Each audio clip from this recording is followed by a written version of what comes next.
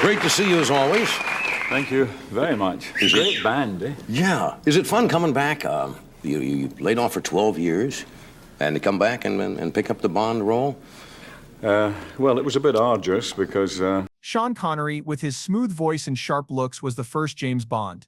He stepped into that role in 1962 with a movie called Dr. No, and people loved him. He wasn't just an actor, he became the face of a spy who could charm anyone and fight off danger without breaking a sweat.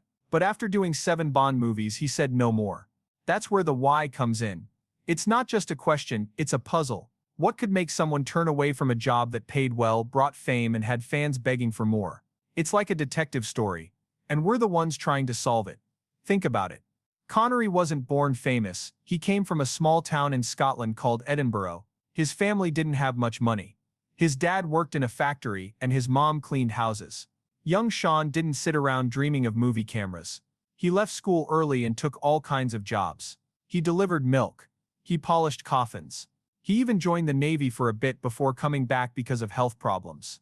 Then he started lifting weights and got into bodybuilding. That's how he ended up in a contest that led him to acting. So when we ask why he left Bond, we have to wonder, did those early days, that tough start, have something to do with it? Now let's keep you guessing. Was it money? You'd think being James Bond paid enough to keep anyone happy, but maybe it wasn't that simple. Connery wasn't shy about speaking his mind. He once said he didn't like how the Bond movies were going. The people making the films, the producers, had a lot of control. Maybe he felt stuck, like he couldn't do things his way. Or maybe it was something bigger. Maybe he didn't want to be known only as Bond forever. Imagine working so hard to build a life and then having everyone see you as just one character. That could get old fast. Here's where it gets interesting. Connery didn't just do Bond once and leave. He kept coming back. He made Dr. No, then 4 more movies in a row. After that, he said he was done. But then he returned for one more in 1971, a movie called Diamonds Are Forever. So why did he say yes that time, only to say no again later? It's like he couldn't decide. Or maybe something changed. What if there was a moment, a day, where he looked at his life and thought, I can't do this anymore? That's the kind of secret that keeps you wondering. Let's think about his life a little more. By the time he was done with Bond, Connery was in his 40s. He wasn't a young guy anymore. Playing a spy meant running around, fighting, and looking perfect all the time. Maybe his body was tired. Or maybe his mind was tired.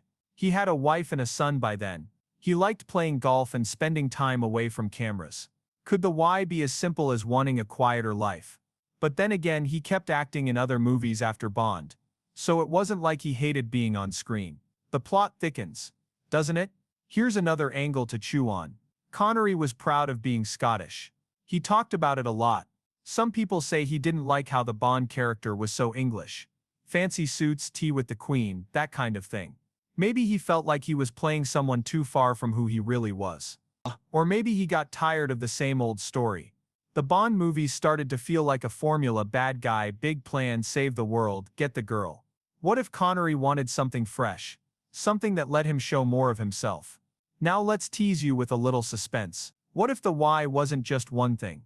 What if it was a mix of little frustrations that piled up until he couldn't take it? Imagine him on set, arguing with the director, or sitting in his trailer thinking about how he'd rather be somewhere else. Or what if someone said something to him? A producer, a friend, that flipped a switch. We don't know the exact moment, and that's what makes it so exciting. It's like a locked box, and we're still looking for the key.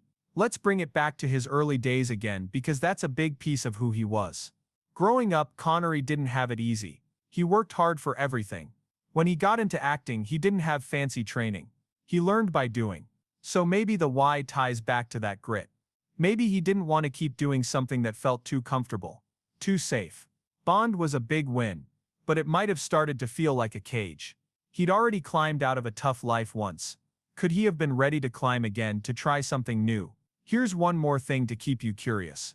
After he left Bond for good, he didn't stop working. He did movies like The Man Who Would Be King and The Untouchables, where he won an Oscar. He proved he was more than a spy.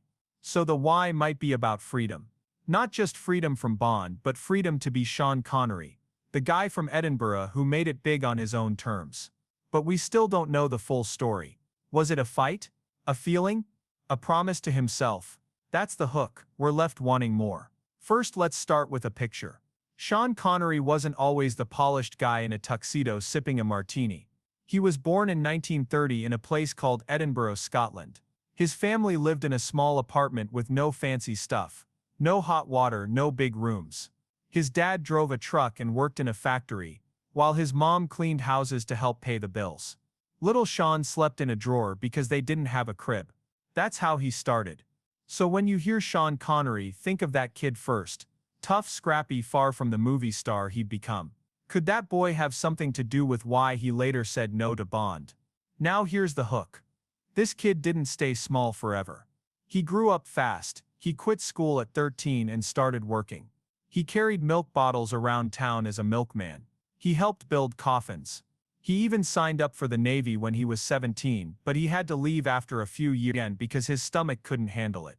After that, he tried bodybuilding. He got strong, entered contests, and placed third in something called Mr. Universe. That's wild, right? A guy who went from milk bottles to muscles. How does someone like that end up as James Bond? And why would he leave it behind? It's like the start of a movie itself, and we're just getting going. Let's keep you curious. One day, while he was lifting weights and chasing that bodybuilding dream, someone told him about a play. It was a small job, just moving stuff around backstage, but it paid a little more than his other work. He said yes. That's how he stepped into acting, by accident. He didn't have a plan or a big speech ready. He just showed up. Soon he was on stage, then on TV, and then bam, he's James Bond in 1962. People saw him in Dr. No and couldn't look away. His voice, his walk, his coolness, it was perfect. But here's the question that grabs you. If he fought so hard to get there, why didn't he stay? Think about this for a second. Connery wasn't like other actors who went to fancy schools or grew up with money. He learned everything the hard way. When he got the Bond role, he wasn't even sure he'd be good at it.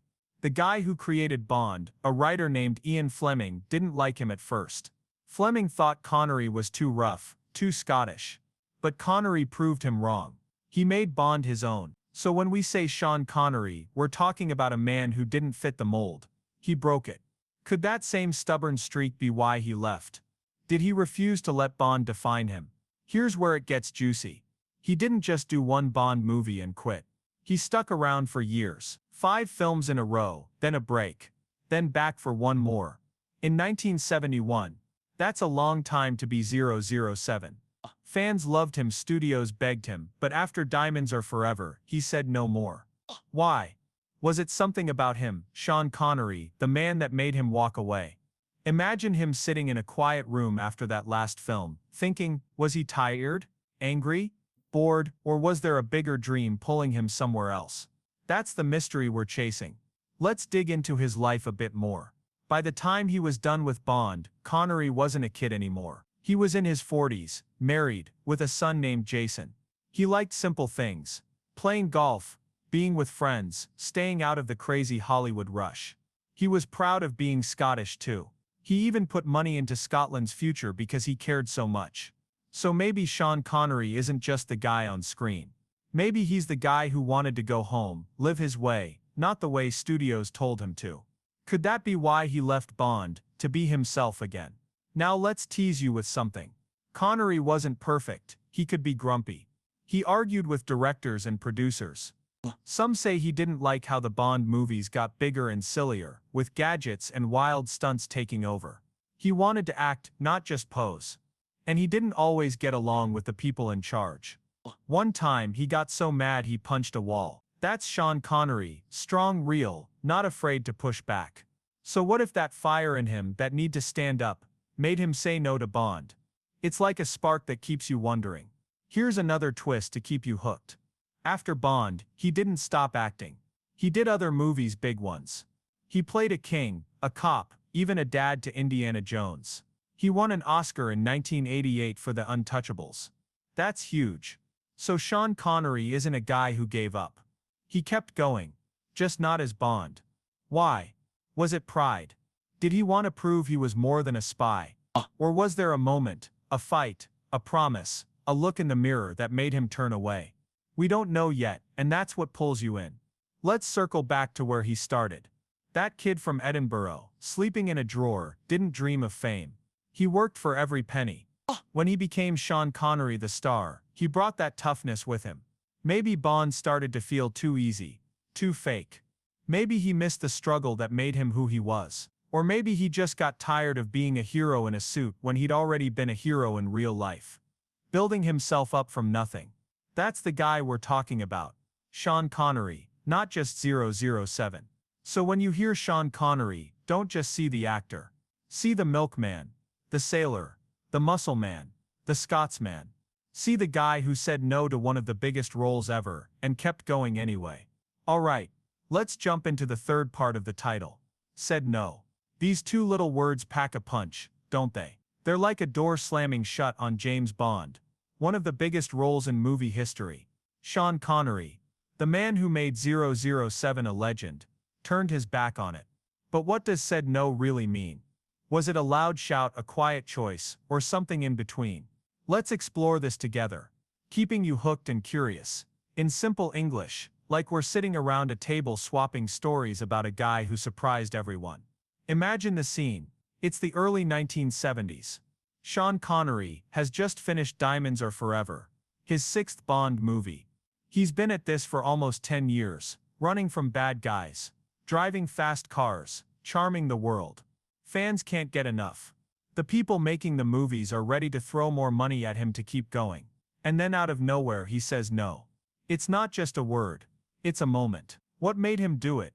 Was he standing in a room with producers begging him to stay, or was he alone, staring out a window, already done in his mind? That's the hook. It's a choice that changes everything. And we want to know why. Let's start with what said no feels like. Think about a time you turned something down. A job, a favor, a plan. It's not always easy. For Connery, this wasn't saying no to a small thing. James Bond was huge. It paid his bills, put his name on posters, made him a star. Saying no meant walking away from all that. So what was going through his head? Did he sit down one day and say, "I'm out"? Or did it build up over time, like water boiling until it spills over?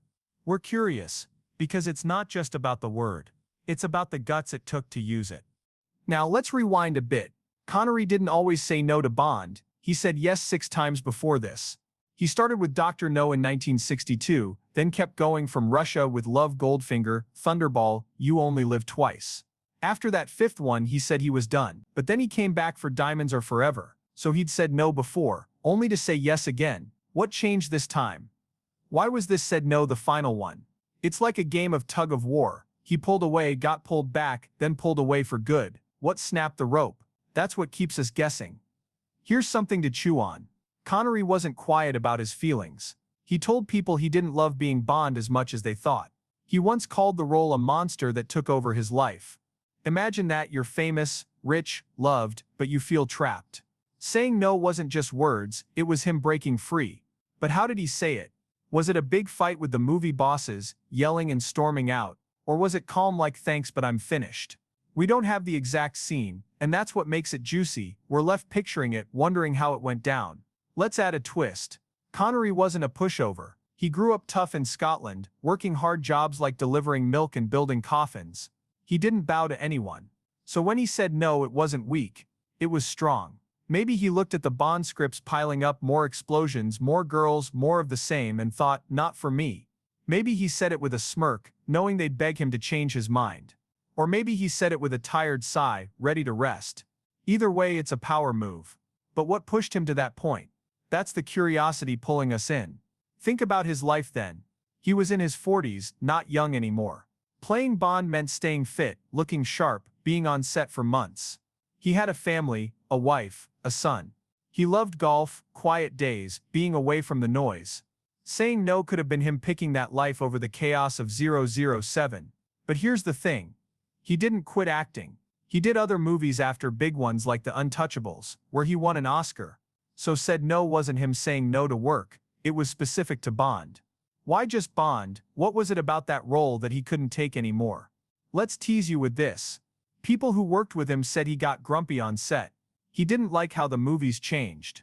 Early Bond films were about spying and smarts, but later ones got wilder, lasers, underwater cars, crazy stuff. Connery wanted to act, not play with toys. Maybe said no was him saying, I'm a real actor, not a cartoon. Or maybe it was personal. The producers, guys like Cubby Broccoli, had power over him, telling him what to wear, where to go. Did he say no to take that power back? It's like a standoff in an old western. Who blinked first? Here's another layer. Connery was Scottish through and through. He didn't hide it. Bond was English, posh, proper, sipping tea. Maybe he got tired of pretending to be someone so different. Saying no could have been him saying, I'm done being your English spy, I'm me. He even turned down a huge paycheck once before, after You Only Live Twice, because he felt the role wasn't worth it. So when he said no this last time, was it pride, money, identity? We're itching to know, aren't we? Let's paint a picture. Imagine him after Diamonds Are Forever. He's at home, maybe on a golf course, phone ringing off the hook. Studios calling, offering millions. He picks up, listens, then says no, one word, firm, final. Or maybe he didn't even answer, just let it ring, already moving on. That's the suspense. How did he deliver it? Was it loud, quiet, angry, peaceful? We don't have the script for that moment, and that's what keeps us hooked. Did someone push him too far? Did he wake up one day and decide? The said no is a cliffhanger without an ending. So said no isn't just words. It's Sean Connery drawing a line. It's a kid from a poor town who became a star, then chose to stop being the world's favorite spy. Was it exhaustion, rebellion, a need for something new? Alright, let's move to the fourth part of the title. To playing. This part is sneaky. It sounds simple, but it's loaded with questions. Sean Connery said no to playing James Bond again. Not just to the movies or the money, but to the act of stepping into that role. Why would he turn away from playing a character he made famous? What was it about playing Bond that he couldn't do anymore? Let's dive in, keeping you hooked and curious, like we're unraveling a secret together, all in plain easy English. Picture this, Sean Connery on a movie set. It's 1971, and he's filming Diamonds Are Forever. He's in a sharp suit, holding a fake gun, chasing villains through fake streets. That's playing James Bond, pretending to be this cool, unbeatable spy. For almost 10 years he'd been doing it. Starting back in 1962, with Dr. No, fans loved watching him play this guy. But then he stopped. He said no to playing Bond again. It's like a kid putting down a toy he used to love. What happened? Did the game get old? That's the hook. Something about playing pushed him away, and we're dying to know what it was. Let's start with what to playing means. Playing Bond wasn't just sitting around, it was work, hard work. He had to run, jump, fight, look perfect. Every movie meant months of being this guy, waking up early, learning lines, wearing tight clothes, smiling for cameras. He was in his 40s by the last one, not a young man anymore. Maybe his body said, enough. Imagine him waking up sore, thinking, I can't keep playing this. Or maybe it was his mind, tired of pretending. Tired of being someone else. Could to playing be about that feeling? We're curious already, aren't we? Now here's something to grab you. Connery didn't hate acting. After Bond, he kept playing other people. Kings, cops, explorers. He even won an Oscar for playing a tough guy in The Untouchables. So it wasn't playing characters he said no to, it was playing Bond. What was different about this role? Was it too big, too heavy? Bond wasn't just a part, it was a whole world. People didn't see Sean Connery anymore. They saw 007. Maybe to playing means he didn't want to disappear into that shadow. It's like he was fighting to stay himself. What do you think? Let's go back a bit. Connery grew up in Scotland, a place far from fancy spies. He worked real jobs, delivering milk, fixing coffins. Playing Bond was nothing like that life. Bond was smooth, rich, always winning. Connery was rough, real, a guy who'd scraped by. At first playing Bond was fun, a big leap from his old days. But after years of it, maybe it felt fake. Maybe he got tired of playing a guy who never lost, when he knew life wasn't like that. Could to playing be him saying no to that pretend world? It's a guess that keeps us wondering. Here's a twist to keep you hooked. Connery didn't always say no to playing Bond. He did 5 movies in a row, quit after You Only Live Twice, then came back for one more. That's 6 times, he said yes to playing the part. So why was the 7th time different? What changed about playing that made him stop? Was it the way they filmed, more stunts, more noise, or was it him? Older, wiser, done with the game. Imagine him on that last set, thinking, this isn't me anymore. That's the suspense. We don't know the exact moment he decided. Let's tease you more. Playing Bond wasn't just physical, it was emotional too. He had to act cool, say clever lines, flirt with everyone. But off-screen, Connery wasn't that guy. He was quiet, liked his privacy, loved golf more than parties. Playing Bond meant being someone else all the time, someone louder, flashier. Maybe he got sick of it. Maybe to playing was him saying, "I'm tired of faking it." Or maybe the studios pushed too hard, more movies, more rules. Did they make playing Bond a job he couldn't stand? That's a question that pulls us in. Think about this. The Bond films got bigger over time. Early ones were about spying, sneaky smart stuff. Later it was explosions, gadgets, wild chases. Playing Bond went from acting to performing, like a circus act. Connery didn't sign up for that. He wanted real roles, not just tricks. He even said once he felt like a puppet in those later films. So to playing could mean saying no to being a toy, for the movie makers. Did he feel used, trapped? It's like a puzzle with missing pieces, and we're itching to fill them in. Let's paint a scene. It's after Diamonds Are Forever. Connery's at home, maybe in Scotland, far from the lights. Someone calls, says play Bond again, we'll pay you double. He listens, then says no. Why? Was playing Bond too much, too loud, too long? He was a dad by then, married, living a calmer life. Playing Bond meant leaving that behind, diving back into chaos. Maybe he looked at his son, his golf clubs, and thought, I'd rather play here. But he kept acting elsewhere, so it's not that simple. What was it about playing this one guy that he couldn't do again? Here's another angle. Connery was proud, Scottish proud. Bond was English, suits, London. Playing him meant hiding that pride sometimes. He didn't like that. He even fought to keep his accent in the films. Maybe to playing was him saying no to being someone he wasn't. Or maybe it was the fans, always asking for Bond, never just Sean. Playing that role locked him in a box and he wanted out. Did he say no to free himself? That's the curiosity. We see him kicking at the walls, but we don't know how he broke through. So to playing isn't just about stopping. It's about why he couldn't or wouldn't play that part anymore. Was it the effort, the fakery, the control? Maybe all of it, maybe none. He took the full story with him when he died in 2020, leaving us with hints. Picture him walking off that last set, suit off, done playing. What was in his head? Was it relief, anger, a laugh? It's like a song that stops mid-note. You can't help but wonder how it ends. What do you think made playing Bond too much for Sean Connery? Alright, let's tackle the fifth part of the title, James Bond. This isn't just a name, it's a legend, a whole world wrapped up in 2 words. Sean Connery said no to playing James Bond again, and that's where the mystery deepens. Why would he walk away from this guy, the spy everyone knows, the one he brought to life? Let's dig into it, keeping you hooked and curious, like we're sitting by a fire, piecing together a story in simple everyday English. Imagine the first time you heard James Bond. Maybe it was a movie, a poster, or someone talking about a cool spy. For millions, that name means action, charm, danger, all tied to Sean Connery. He started it all in 1962 with Dr. No. Before him, Bond was just words in a book by Ian Fleming. Connery made him real, tall, tough, with that smooth voice saying Bond, James Bond. He did it so well that people couldn't imagine anyone else. So when he said no to James Bond, it wasn't just quitting a job, it was leaving a piece of history. What made him do it? That's the hook. It's a choice that shakes you up. Let's start with who James Bond is. He's not an ordinary guy. He's a secret agent, codename 007, working for the British government. He fights evil, saves the world, drives fast cars, wears perfect suits. He's always got a clever line and a pretty girl nearby. Connery played him 6 times, 7 if you count a later one in 1983 that wasn't official.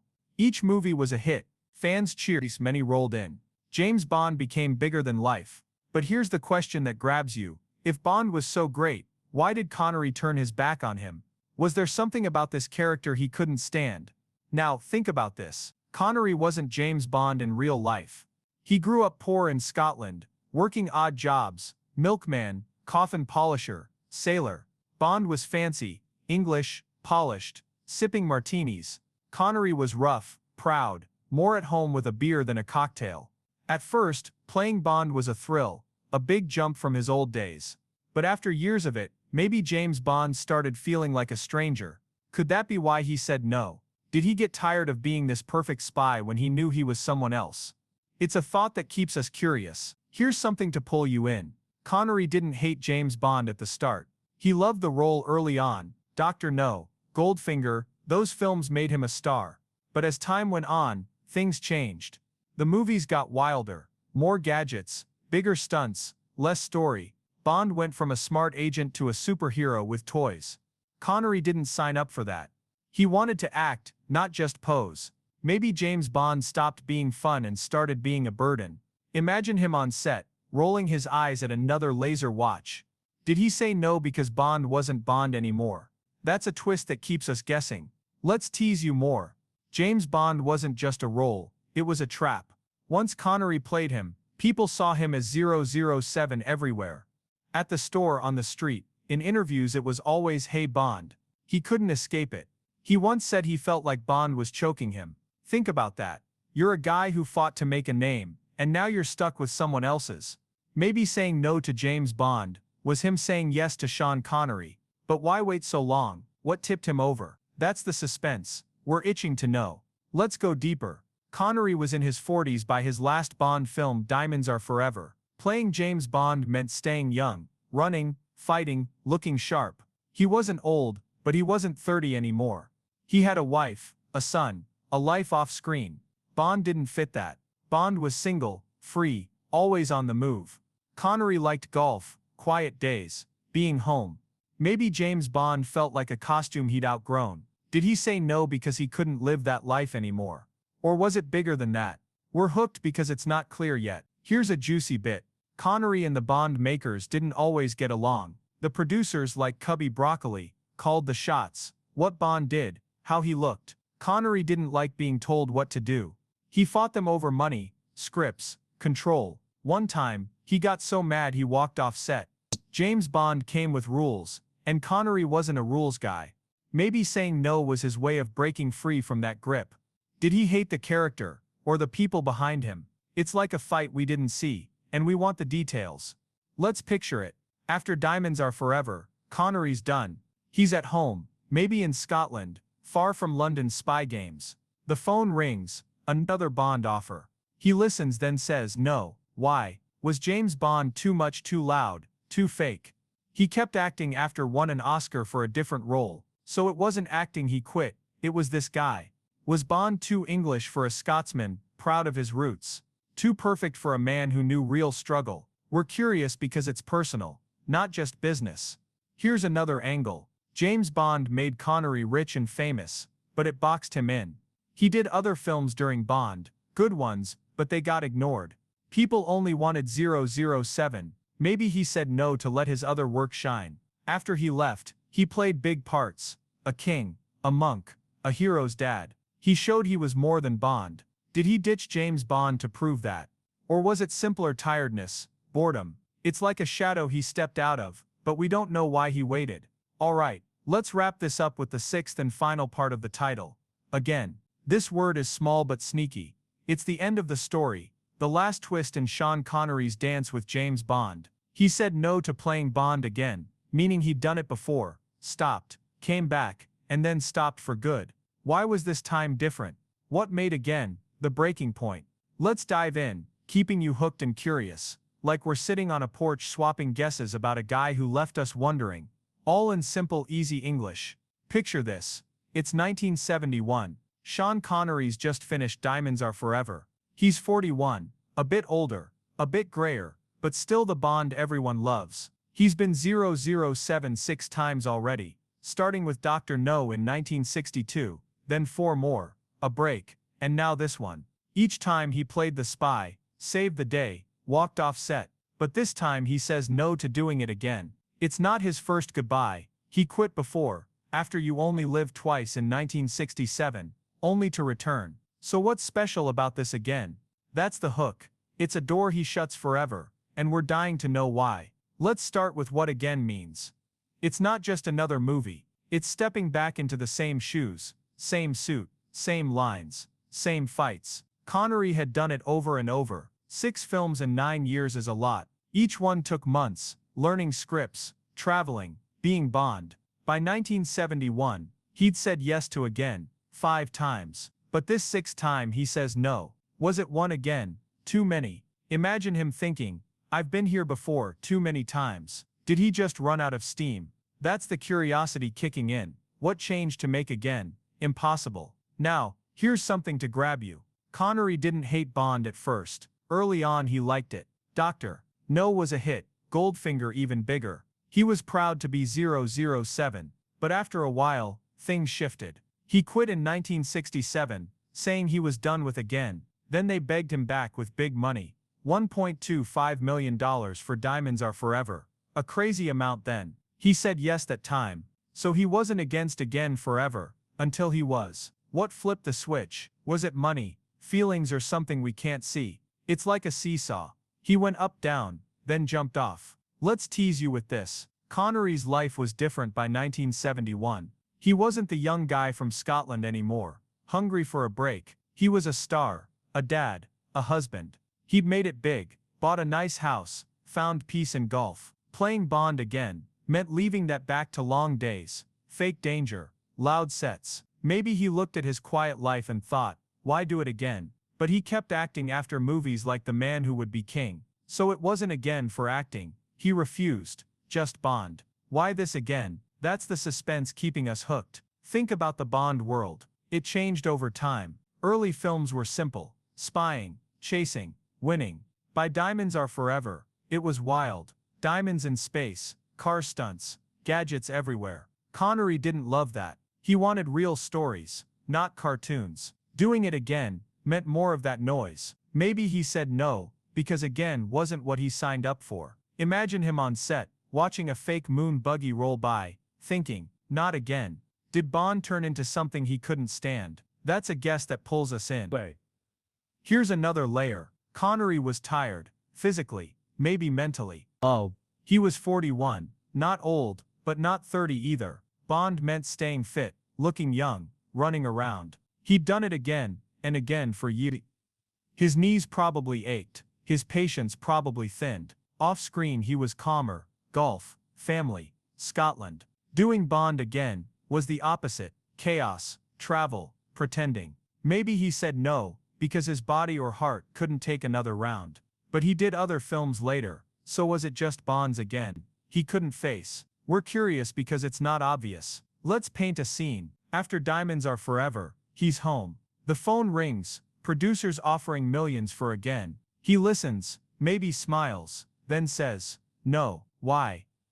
He'd said yes to again, before. What broke the pattern? Was it a fight? He didn't like the Bond bosses, Cubby Broccoli and others. They pushed him, controlled him. He'd argued over pay, scripts, time. Maybe again meant more of that, more orders, less freedom. Did he say no to escape them? It's like a rope he finally cut, but we don't know the last tug. Here's a twist. Connery was Scottish, proud, loud about it. Bond was English, smooth, proper, London's man. He played him again for years. But maybe it wore thin. Doing it again meant being that guy, not himself. He kept his accent in the films, fought to stay real. By 1971, he cared more about Scotland, put money into it, talked about it. Maybe again felt like betraying that. Did he say no to Bond's English shadow? It's a thought that keeps us wondering, what was again costing him? Let's go deeper. Bond wasn't just a role, it was a cage. Fans loved him again, and again, but it trapped him. People yelled Bond, on the street, not Sean. He hated that. After 6 films, again might have meant losing himself forever. He did other work during Bond, good stuff, but it got buried. Saying no to again, let him breathe, be Sean Connery. He proved it later, won an Oscar in 1988. So was again, a weight he dropped to rise. That's the hook. We see him climbing, but why then? So again is the endgame. Connery said yes to Bond, then no, then yes, then no for good. Was it exhaustion, pride, a new dream? Maybe all of it. He died in 2020, leaving the full story untold. Imagine him chuckling, knowing we're still asking. What made again the line he wouldn't cross? Was it one bad day, a slow burn, or a quiet choice? It's like a song fading out. You hear the last note, but not the why. What do you think stopped him from again? That's the fun. We're left guessing, chasing his shadow,